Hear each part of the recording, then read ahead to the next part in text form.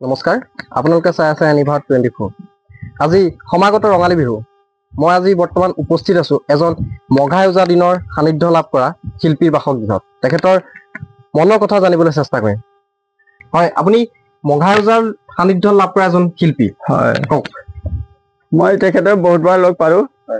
প্ৰথম আপোনাৰ পৰিচয়টো কওক পৰিচয়টো মোৰ নাম শ্ৰী ধৰক গগৈ ওজা হয় জেগা হাঁহপানী গাঁও হয় তো মই তেখেতক বহুতবাৰ লগ পালোঁ আৰু তেখেতে মোক প্ৰায় জীয়া আছিলে ইঞ্জিনিয়াৰিং কলেজৰ ওচৰত হয় মোক বৰ ভাল পাইছিলে হয় মোৰ তেতিয়া 19-20 বছৰমান হৈছিলে বয়স সিমানতে লগ পাইছিলোঁ বহুতবাৰ তেখেতক তেখেতে পিছে আৰু মই আছোঁ আৰু এতিয়ালৈকে বাৰু জীয়াই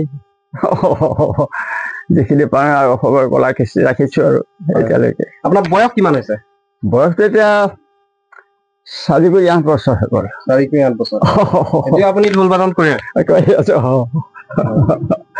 ঢোলবোৰ সৰুৰ পৰা চাই গ'লে ভাল পাওঁ। নমস্কাৰ আপোনালোকে চাই আছে এনিভাৰ 24 সমাগত ৰঙালী বিহু হয় মই আজি উপস্থিত আছোঁ দেৰগাঁৱৰ এখন ভিতৰুৱা গাঁও হাঁহপানী গাঁৱত মঘাই ওজাৰ সান্নিধ্য লাভ কৰা এজন শিল্পীৰ ওচৰত আমি তেখেতৰ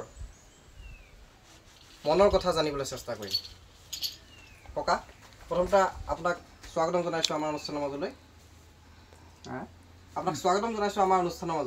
হয় হয় আপোনাক পৰিচয়টো কওক পৰিচয়টো মোৰ নামটো ধৰক ওজা হয় হাঁহপানী গাঁও আপুনি মঘাই ওজাৰ সান্নিধ্য লাভ কৰা এজন শিল্পী হয় তেখেতক মই ভাল পাইছিলোঁ মোৰো ভাল পাইছিলে হয় কেতিয়াবা মোৰ শিক্ষা মই 20 বছৰমান তেখেতক পাইছিলোঁ হয় 16-20 মানতে হয় তেতিয়াৰ পৰা বহুতবাৰ পালোঁ হয় হয় আৰু ভাল পালে মোৰো ভাল পায় আপুনি অসমৰ বাহিৰতো হয় বাহিৰতে ঢোল বাদন কৰিছে হয়, ক'ত ক'ত কৰিছে আপোনাৰ অনুষ্ঠানসমূহ মই কলিকতাত কৰিছিলোঁ ৰেকৰ্ড বনাইছিলোঁ আমি মাইলখনত হয় তাৰপৰা এটা পাৰ্টি আকৌ মানে গ্ৰীষ্মন্ত এতিয়া এটা পাৰ্টি আছে এখন দিল্লীলৈ লৈ গ'ল সেনেকৈ বাহিৰলৈ মই গৈছিলোঁ হয় হয় আপুনি চৰকাৰৰ পৰা শিল্পী পেঞ্চন পাইছে নাই শিল্পী পেঞ্চন নাই পোৱা এতিয়ালৈকে নাই পোৱা কিয় 7 বাৰ দিলোঁ বাৰু দৰখাস্ত 7 বাৰ দিলে এতিয়ালৈকে নাই পোৱা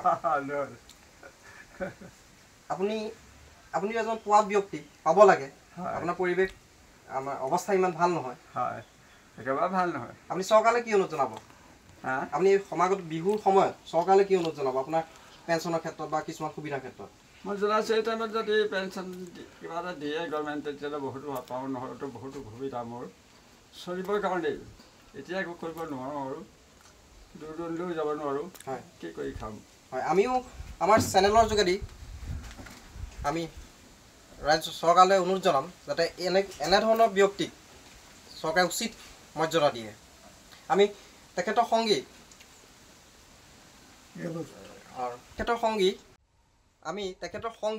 ৰেৱ দত্তৰ পৰা বিশেষ জানিব চেষ্টা কৰিম হয় দাদা হয় নমস্কাৰ মই NE24 সমূহ কৰ্মকৰ্তালৈ মোৰ আন্তৰিক ৰঙালী বিহুৰ অভিনন্দন জনাইছোঁ ওলগ জনাইছোঁ আজি মোৰ সঁচাকৈ ভাল লাগিছে মোৰ গুৰুতুল্য ককাইদেউ হাঁহপানী গাঁৱৰ ধৰক ওজা যিজন ওজা বেলি পৰাৰ পৰা বেলি উঠালে বিয়া ঘৰত ঢোল বজাইছিলে মানুহে কিৰিলি পাৰিছিলে তেখেতৰ লগত আমি দেখিছিলোঁ বা এদিনহে দেখিছিলোঁ মই লগ দেখিছিলোঁ তেখেতৰ লগত ঠিক ৰাতি 9টা বজাৰ পৰা আৰু ৰাতিপুৱা 7টা বজালৈ চীনাতলি প্ৰয়াত হিত ওজাৰ লগত খেল হৈছিলে তেতিয়া খেলটো মানে বিয়া ঘৰত বৰ অত্যন্ত জৰুৰী আছিলে তেখেতসকলে যিটো খেলৰ মৰ্যাদাৰে ঢোল বজাইছিলে সেইকাৰণে আজি সেই ঢোল আজি আৰু সমাজত নাই গতিকে আপোনালোকৰ জৰিয়তে আমি অনুৰোধ জনাম যে এই 88-90 বছৰীয়া এজন ওজাক অসম চৰকাৰে বৰ্তমান শিল্পী পেঞ্চনটো দিয়া নাই এইটো বৰ দুখৰ বিষয় হৈছে আৰু নিজেও দুখ পাইছোঁ যিহেতু মই অসম দলীয় শিল্পী সন্মিলনৰ সাংস্কৃতিক সম্পাদক হিচাপে তথা গোলাঘাট জিলাৰ কাৰ্যকৰী সম্পাদক হিচাপে বহুবাৰ তেখেতৰ পৰা নথি পত্ৰ লৈ আমি কলাক্ষেত্ৰত জমা দিছোঁ আৰু মোৰ শ্ৰদ্ধাৰ কাৰ্যকৰী সভাপতি বা তেতিয়া সাংস্কৃতিক পৰিক্ৰমা বিভাগৰ বিষয়া সোমনাথ বৰা ওজা ডাঙৰীয়াইও তেখেতক মানে সহায় কৰিবৰ কাৰণে উঠি পৰি লাগিছিল, কিন্তু দুৰ্ভাগ্য অসম চৰকাৰৰ পৰা কোনো সুফল পোৱা নগ'ল।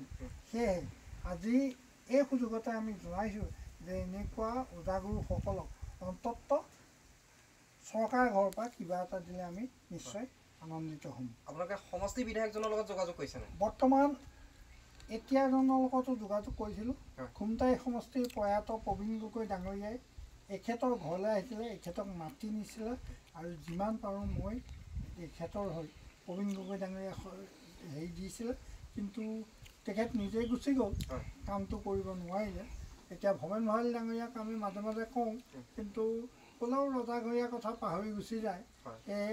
আজি এই আপোনালোকৰ জৰিয়তে আমি ভৱেন ভৰালী ডাঙৰীয়া তথা বিমল বৰা ডাঙৰীয়াকো অনুৰোধ জনাইছোঁ যে অন্ততঃ এনেকুৱা ওজাগুৰুসকলক, শিল্পীসকলক যাতে শিল্পীৰ মৰ্যাদাটো দিয়ে, এই অনুৰোধ থাকিল। আপুনিও এখেতৰ লগত অনুষ্ঠান ক'ত ক'ত কৰিছিলে? এখেতৰ লগত মই বিভিন্ন বিয়াঘৰতো কৰিছোঁ, মিটিঙত কৰিছোঁ, বিভিন্ন ঠাইত।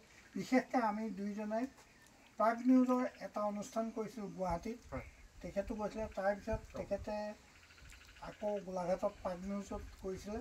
তাৰপৰা ফলঙনি এটা অনুষ্ঠানত মেথন ওজা বঁটা দিয়া হৈছিলে অসম ঢুলীয়া শিল্পী সন্মিলনত, তেখেতৰ লগত মই তাল সংগত কৰি দিছিলোঁ।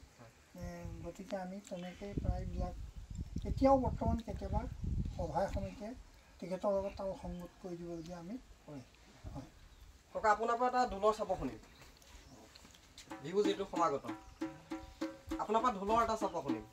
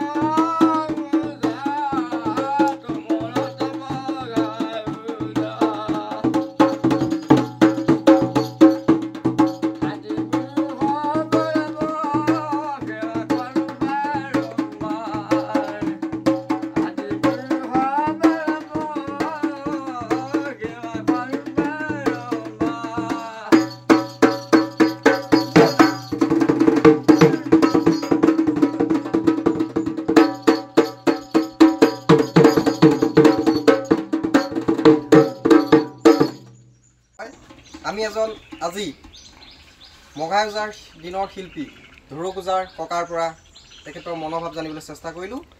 তেখেতৰ পৰিৱেশ পৰিস্থিতি আমি দেখাই আছোঁ। আমি চৰকাৰলৈ এটাই অনুৰোধ জনাম যাতে এনেধৰণৰ শিল্পীয়ে উচিত মৰ্যাদা সন্মান পায়। আমাৰ চেনেল ভাৰত 24 পৰা এটাই বিশেষ অনুৰোধ জনাম যাতে এইসকল শিল্পীক সমমৰ্যাদা দিয়ে অসম চৰকাৰে। আৰু মই এই প্ৰতিবেদনৰ পৰা বিদায় লৈছোঁ। ধন্যবাদ।